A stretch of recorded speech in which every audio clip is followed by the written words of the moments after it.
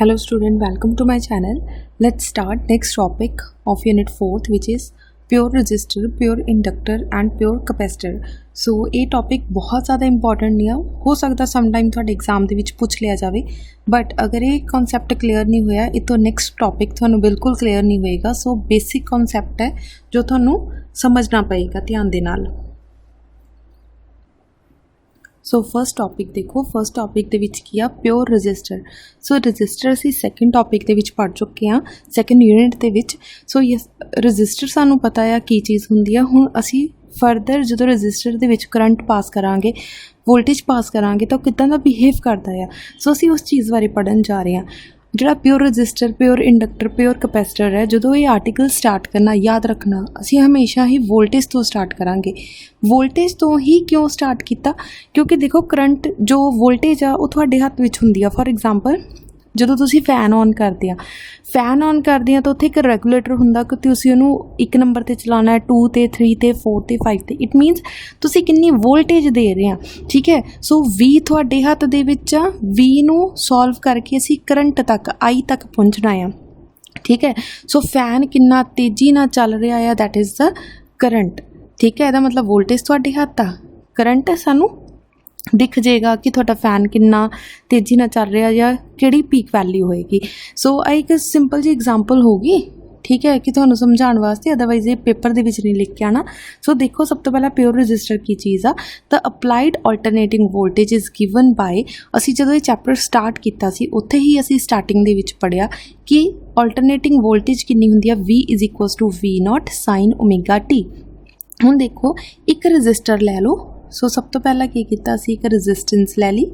Resistance नूं की किया एक AC सोर्स दे नाल कनैक्ट कर दिता.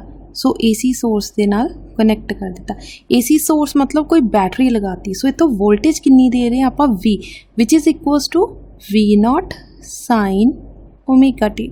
सो करंट साडा पॉजिटिव टू नैगेटिव जा रहा, मतलब इस डायरैक्शन दे विच, और आ गया तुहाडा R. डन. सो आही डायग्राम इत्थे बनी हुई है. सो डायग्राम तुहानूं अच्छी तरह क्लीयर हो गई होएगी. ध्यान रखना अल्टरनेट करंट जो तुसीं बनाओगे तो आ साइन नहीं होना चाहिए. ठीक है. सोनोसाइडल वेव है, इसका मतलब पहला पॉजिटिव दैन नैगेटिव. ठीक है. जिद्दां तुसीं ग्राफ बनाने. सो असीं आ वाला साइन बनाईदा आ. ठीक है. आ वाली चीज़. डन. सो इस तरह नहीं बनाना, ध्यान रखना, ये मार्क्स कट्टे जाते हैं. ठीक है. सो हुण वोल्टेज आ, वोल्टेज कित्थे यूज़ हुंदा आ, असीं किहड़ी टर्म पढ़ी हुई है, ओम्स लॉ. ओम्स लॉ किहदे इक्वल हुंदा आ, V is equal to IR. इत्थों I दी वैल्यू निकाल ली, R इहदे पैरां च लै गए. सो I दी वैल्यू कितनी आ गई, V divided by R. Now what is the value of V? That is V0 sine omega T. So असीं पुट कर दिता I is equal to V0 sine omega T divided by R. हुण इत्थे ध्यान नाल देखो, V0 ओवर R की चीज़ आ थोड़ी peak value which is I0 is equals to V0 divided by R. ध्यान ना देखो V के दे इक्वल सी IR दे. सो I के दे इक्वल आएगा R उहदे पैरां च लै जाओ, V divided by R. Because असी पीक वैल्यू की गल कर रहे हैं, असी I दे पैर विच भी नॉट लगाता तो V दे पैर विच भी नॉट लगाता. So I0 is a peak value of alternating current. So असी की कीता, I ओवर V की जगह ते की पुट कर दिता I0, V0 ओवर R की जगह ते की पुट कर दिता I0. सो असी दी जगह ते पुट कर दिता I0. So this is the final answer. I is equals to I0 sine omega T उत्ते पिया सी, ओही टर्म नीचे पई आ. So this is our final answer. हुण असी इहदे बनानी आ फेजर एंड फेजर डायग्राम्स. ठीक है. फेजर की चीज़ होंदी आ, phasor is a rotating vector which represent a quantity varying sinusoidal with time. Sinusoidal मतलब आ वाली जो वेव होंदी है असी सोनोसाइडल वेव कह देंगे विद टाइम, क्योंकि इधर नूं की वेरी कर रहा time. As alternating current and alternating voltage. Alternate current की मतलब एक बारी पॉजिटिव आ रहा और एक बारी नैगेटिव आ रहा. डन. सो इनू असी की बोल देंगे फेजर. फेजर डायग्राम की चीज़ होंदी आ. Phasor diagram is a graphical way of representation of magnitude and direction with angle theta. So इत्थे थीटा एंगल किहड़ा तुहाडा ओमेगा नॉट. डन. सो असीं दो चीज़ां बना रहे हैं, एक फेजर और एक फेजर डायग्राम. सब तो पहला तुसीं फेजर समझो. सब तो पहला की करना, तुसीं इस तरह ना एक एक्सिस बना ली which is Y dash and Y axis. इस तरफ तुसीं बना ली एक्स एक्सिस. डन। हुण ध्यान नाल देखो असीं स्टार्टिंग कित्थों कीती सीगी, v is equals to v not sine omega T, and विच साडा आंसर कितना आया, i is equals to I not sine omega T. इहदा मतलब इत्थे भी ओमेगा टी है और इत्थे भी ओमेगा टी है, so there is no difference between any angle. So साडे एंगल दे विच कोई डिफरेंस नहीं हैगा, ठीक है। सब तो पहला असीं v बनाउण लगे हां, सो असीं v बना दिता इस तरीके नाल। So this is our v। ध्यान रखना जिन्नी उचाई इधर होएगी उन्नी ही उचाई इधर होनी चाहिए, जिन्नी मोटाई इधर होनी चाहिए उन्नी ही मोटाई इधर होवे, ठीक है। सो तुसी अपनी कॉपी ते ध्यान नाल इस चीज़ ड्रॉ कर लेनी है, डन। सो इस तरह करके तुसी अपनी की बनाती एक वी नॉट की वैल्यू। सो आ तुहाडा आंसर कादा आया आ वी नॉट का, इहदा मतलब मैक्सीमम वैल्यू कितनी होगी, आह वी नॉट। अदरवाइज आ ग्राफ तुहाडा की सी वी दा, डन। सिमिलरली तुसी आई का बनाना, वी का बना लिया, हुण तुसी आई का बनाना। सो आई का ये बिल्कुल सेम उपर उपर आएगा, तुसी ये बिल्कुल नाल नाल डॉटेड लाइन्स बना देनियां विच इज़ आई। सो आ थोड़ी डॉटेड लाइन की है थोड़ी आई, और जो थोड़ी मैक्सीमम पीक वैल्यू आई है that is I not. So same आ जाएगी, वी नॉट भी सेम प्लेस दिया तो आई नॉट भी सेम प्लेस दिया, ठीक है। इस डायग्राम के उन्होंने थोड़ा जिहा डिफरेंस शो किया होया बिकॉज कि तुहानू अच्छी तरह ना क्लीयर हो जाए, अदरवाइज इन्हां दोनों के कोई डिफरेंस नहीं हुंदा, ठीक है। हुण इहदा फेजर किस तरह बनाना, फेजर डायग्राम किस तरह बनावांगे जिहदे विच एक एक्स एक्सिस और वाई एक्सिस होएगी। सो असीं की कीता, एक एक्स एक्सिस बना ली और एक वाई एक्सिस बना ली। ऑलवेज याद रखना सेंटर दे विच की होएगा तुहाडा वी नॉट, डन। सो तुहाडा आंसर सेंटर दे विच की आ वी नॉट, ठीक है। हुण असी आई नॉट बनाना, सो असी आई नॉट बनाना, सानू पता कि that are also with the same angle which is omega naught, ये भी ओमेगा नॉट। सो इसका मतलब आई नॉट भी इत्थे किते होएगा। सो असी बिल्कुल उपर बना दिता आई नॉट, ठीक है।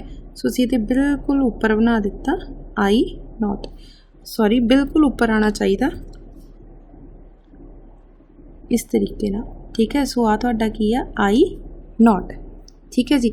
सो आपां थोड़ा जिहा डिफरेंस रख के बना रहे हैं, दैट इज़ वाई आपां लिख दिता this is I not sine omega T, और वी तो खिंच के लिख देना this is V not sine omega T, because दोनों विच कोई एंगल का डिफरेंस नहीं सी। सो सेम ग्राफ बन के, डन। सो ये तुहाडा सी प्योर रजिस्टर। हुण नैक्सट असी करन लगे हां प्योर इंडक्टर। इंडक्टर मतलब तुसी एक लै लैनी कोयल।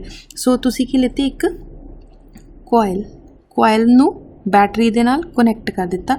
अगेन बैटरी बनाते वक्त ध्यान रखना करंट पॉजिटिव टू नैगेटिव जाएगा, मतलब इस डायरैक्शन दे विच। सो कोयल नू असी काहदे नाल डिनोट करते हैं, एल दे नाल। इत्थों वोल्टेज दे रहे हैं that is V, done. Diagram simple जी आ, सो तुहानू क्लीयर हो गई होएगी। सो आ रही थोड़ी डायग्राम, स्टार्टिंग कित्थों करनी ऑलवेज वी तो, ते आंसर कित्थे पहुँचना चाहिए आई तक। सो साडे वी का आंसर कितना, V is equals to V not sine omega T. So this is our first equation, done. हुण कोयल दे विच, कोयल असी स्टार्टिंग दे विच हुणे पढ़िया सी सैल्फ इंडक्शन दे बारे। एक सिंगल कोयल आ तो उहदे विच सैल्फ इंडक्शन आती है, ठीक है। So according to self induction जो पिछे सी फर्स्ट वाला पढ़िया उत्थे असी पढ़िया प्योर रजिस्टर। सो रजिस्टर दे विच किहड़ा लॉ अपलाई हो रहा सी, Ohm's law, done. So coil वाला असी किहड़ा रूल पढ़िया है, self induction, that is why असी इत्थे सैल्फ इंडक्शन यूज़ कर रहे हैं। इंड्यूस्ड EMF अक्रॉस इंडक्टर कितना होएगा, E is equals to minus LDI divided by DT, done. So आ चीज़ असी लिख दी minus LDI divided by DT, done. So आ चीज़ लिखन तो बाद असी की कीता, there is no potential drop across a circuit. So circuit के अक्रॉस कोई भी पोटेंशियल ड्रॉप नहीं होया।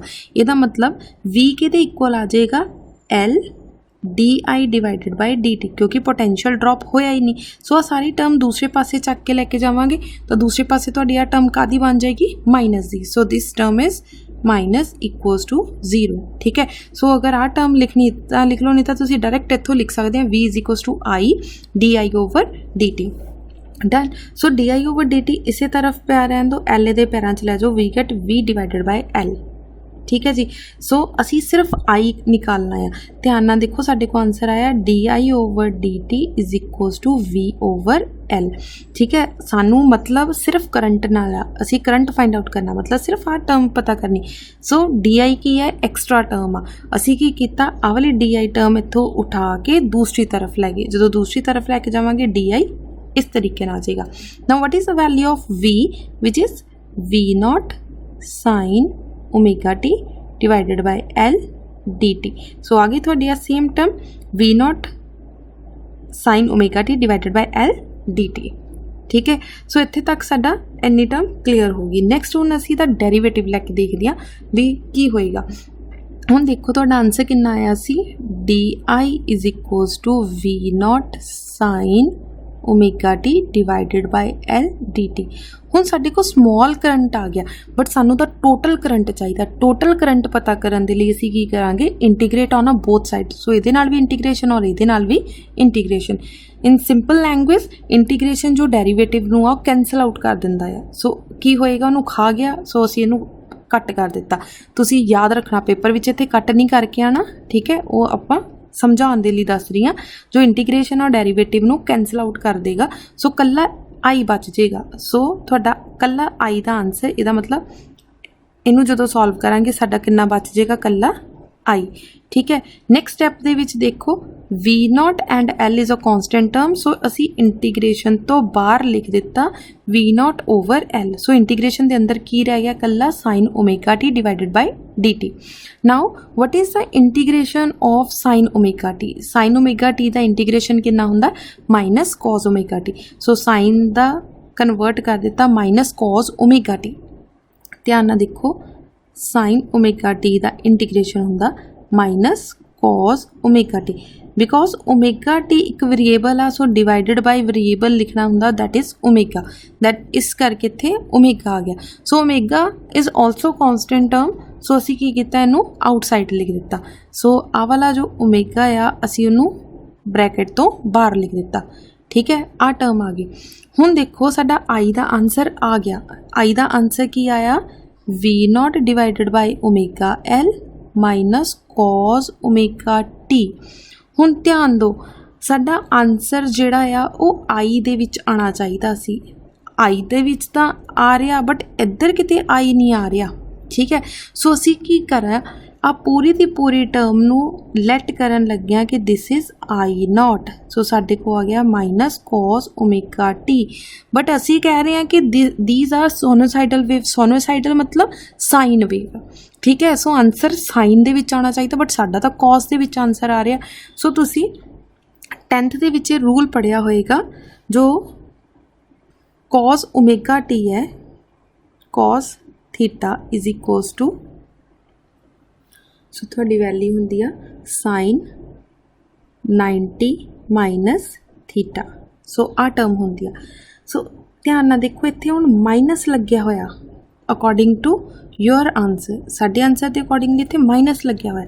इहदा मतलब असी लिख सकते हैं cos theta is equals to sin 90 minus theta, क्योंकि असी माइनस दा साइन शिफ्ट कर दिता।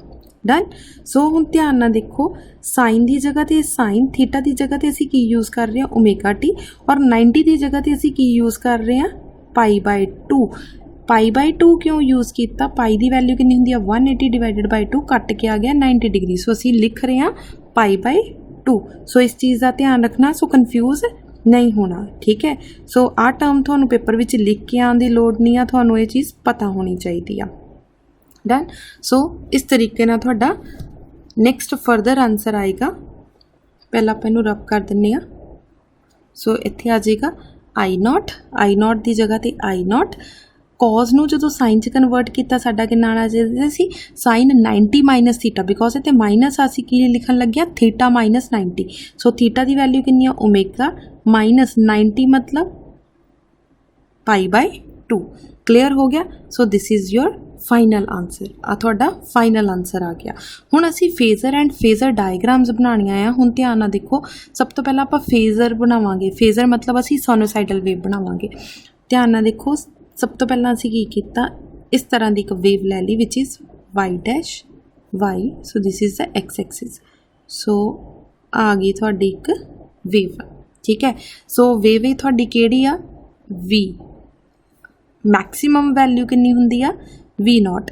सो इत्थे तुसीं लिख सकदे आ this is V not. So आ मैक्सीमम वैल्यू कितनी आ, वी नॉट। क्लीयर हो गया। हुण ध्यान नाल देखो साडा आंसर कितना सी, V is equals to V not sine omega T. ਇਹਦਾ मतलब थीटा एंगल ऑलवेज इत्थों ही स्टार्ट होएगा। हुण देखो आई एंगल साडा कितना आया, थीटा माइनस 90। माइनस मतलब 90 डिग्री नीचे आएगा। सो असी ਇਹਦਾ सेंटर बना लो, सो ਇਹਦਾ सेंटर बना लो, ठीक है। सो ਇਹਦਾ हाफ लै लो, मतलब कि इत्थे किते ਇਹਦਾ हाफ होएगा, ठीक है। हाफ ਇਹਦਾ बिल्कुल ध्यान ना बनाना है कि थोनों कन्फ्यूजन ना होवे, ठीक है। सो असी की कीता 90 माइनस दा आ, सो असी नीचे शुरू करन लगे हाँ। क्लीयर हो गया। सो ध्यान ना देखो असी वेव इस तरह की बनावांगे, इस तरीके का, ठीक है। सो आ की हो गया, 90 माइनस तो शुरू होया, बिल्कुल जिहड़ा इहदा आ दोनों का हाफ आ बिल्कुल सेंटर चों निकलना चाहिए, ठीक है। सो ये बिल्कुल पीक वैल्यू नहीं जानी चाहिए, क्योंकि 90 डिग्री मतलब असीं नीचे जा रहे हैं, तो इसका मतलब ऊपर तक नहीं जाएगा, इत्थे तक ही रह जाएगा, ठीक है। सिमिलरली ये हाफ चों निकलेगा, इदा करके यह एक वैल्यू बन जाएगी। क्लीयर हो गया। सो आ तुहाडी वैल्यू किहड़ी आ, विच इज़ आई। क्लीयर हो गया। सो ਇਹਦੀ मैक्सीमम वैल्यू कितनी हो जाएगी, आई नॉट। सो आ तुहाडी होगी फेजर। सो इस तरीके नाल तुसी अपना फेजर बना देना। हुण नैक्सट असीं बनाउण लगे हां फेजर डायग्राम। फेजर डायग्राम की चीज़ हुंदी आ, ग्राफिकल रिप्रजेंटेशन आ। सो ग्राफिकल रिप्रजेंटेशन मतलब असीं एक एक्स एक्सिस लै लैनी और एक वाई एक्सिस लै लैनी। जिहड़ी वी नॉट आ वो ऑलवेज दोनों दे सेंटर दे विच होएगी। असीं बनाती वी नॉट सेंटर दे विच। सो असीं आई बनानी आ। आई किद्दां बनावांगे, हुण की आ, थीटा माइनस 90 डिग्री आ, माइनस दे विच आ। सो माइनस दा इधर आ जाएगा। ध्यान देख लो, आ तुहाडा पूरा 90 डिग्री का एंगल बनना चाहिए। अगर इत्थे 90 डिग्री का नहीं बन रहा, तो मतलब तुहाडा ग्राफ जिहड़ा है गलत बना रही है। So this is pi by 2। So आ स्मॉल एंगल जिहड़ा आ वाला स्मॉल एंगल है, ये कितना सी, ओमेगा टी। ये कितना सी, ओमेगा टी। सो असीं बनाता ओमेगा टी। सो आ ग्राफ कितना आ गया, आ एंगल कितना आ गया साडा, पूरा एंगल कितना, ओमेगा टी। ਇਹਦੇ ਵਿੱਚੋਂ ਇੰਨਾ ਕੁ माइनस कर दो, पाई बाय 2। सो आ गया ਤੁਹਾਡਾ आ वाला एंगल। डन। सो ਇੱਥੇ तक ਤੁਹਾਡਾ ਕੀ ਸੀਗਾ, pure inductor. Same to same ਤੁਹਾਡਾ नैक्सट आ प्योर कैपेसिटर। प्योर कैपेसिटर भी ਅਸੀਂ ਕੀ करना, ਹੁਣ ਅਸੀਂ ਇੱਕ कैपेसिटर ਲੈ लिया और एक वोल्टेज ਦੇ ਨਾਲ कनैक्ट कर दिता। स्टार्टिंग असी कितों करनी है, वी तो, which is V is equals to V not sine omega T. हुण कैपेसिटर आ, कैपेसिटर का असी किहड़ा कॉन्सैप्ट पढ़िया सी, Q is equals to C is equals to Q divided by V। असी फर्स्ट यूनिट च कैपेसिटर वाला आर्टिकल ये चीज़ पढ़ चुके हैं। सो असी की करना, इत्थों Q की वैल्यू निकाल लैनी। Q की वैल्यू किहदे इक्वल आ जाएगी, इनू मल्टीप्लाई किया CV दे। सो स्टार्टिंग कित्थों करनी है, let Q be the charge on a capacitor at any instant. So Q की वैल्यू कितनी आ जाएगी, CV। सो V की वैल्यू असी पुट की V not sine omega T. Done. इत्थों साडा आंसर आ गया Q का, बट सानू आंसर काहदा चाहिदा सी, I का। सो I सानू पता किहदे इक्वल हुंदी आ, DQ divided by DT। Charge divided by time is equals to current. So असी की किया, इहदा डेरीवेटिव लैन लगे। जो डेरीवेटिव लवांगे साडे को I की वैल्यू आ जाएगी। सो जिद्दां ही असी डेरीवेटिव लिता, इधर कितना बन जाएगा, DQ डिवाइडेड बाय DT बन गया, DQ divided by DT। Similarly आ टर्म का असी ले लिया D divided by dt, d divided by dt and c v not is a constant term. So असी की किया, ब्रैकेट तो बाहर निकाल दिते दोनों terms. So c v not बाहर आ गया, अंदर की रह गया d over dt। So simple लिख सकते हैं c v not d over dt, bracket के अंदर की रह गया थोड़ा sign omega T. What is the derivative of sine omega T, so this is cos omega T.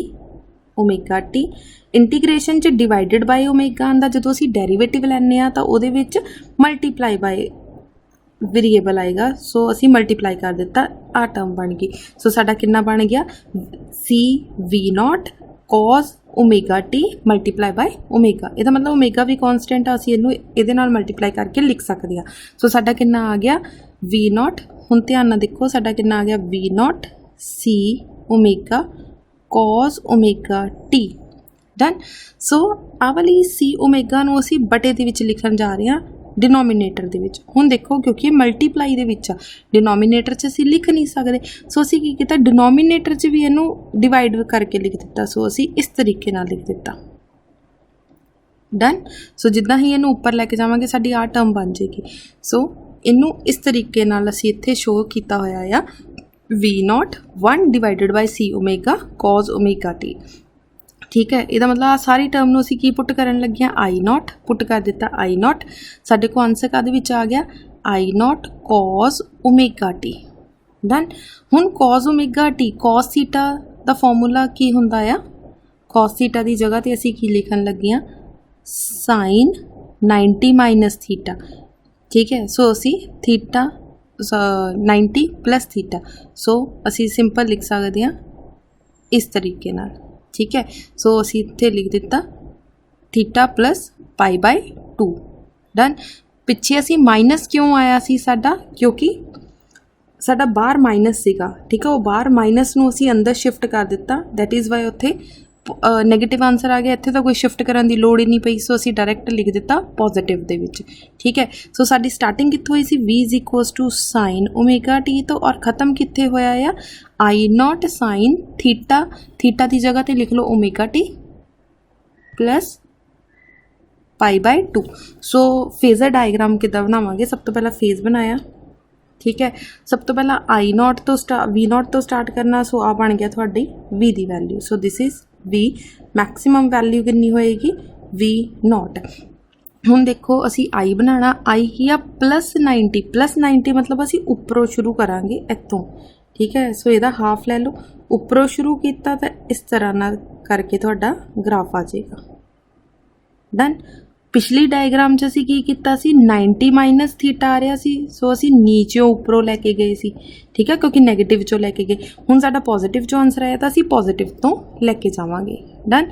So next इहदा ग्राफ किस तरह बनावांगे, ग्राफ बनाउण दे लई अगेन एक्स एक्सिस और वाई एक्सिस लै लो, एक्स एक्सिस और वाई एक्सिस लै लो। V0 ऑलवेज सेंटर च रहेगा विच इज़ V0। आई काहदे च पॉजिटिव दे विच, इहदा मतलब पॉजिटिव इस तरीके ना। हुण ध्यान नाल देख लो, आ दोनों के विचकार 90 डिग्री का एंगल बनना चाहिए।